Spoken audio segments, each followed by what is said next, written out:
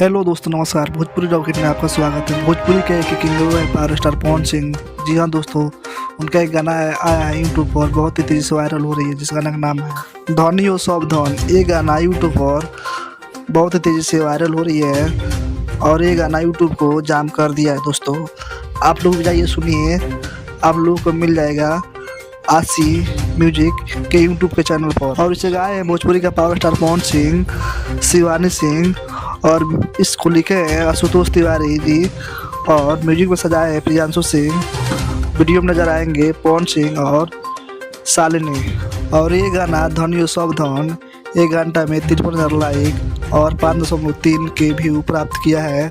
आप लोग देख सकते हैं दोस्तों, 5.3 के व्यू है और लाइक है 53,000। इसका व्यू का अपडेट नहीं आया है दोस्तों, छोटा सा चैनल है इसलिए इसका व्यू का अपडेट नहीं आ रहा है जल्दी से। लाइक है 53,000, तो इसका व्यू होना चाहिए कम से कम 1.5 लाख 2 लाख व्यू होना चाहिए 1 घंटे में। आप लोग इस गाना को अपना प्यार दिखाइए और इस गाना को नंबर 1 पर ट्रेंडिंग पर ला दीजिए।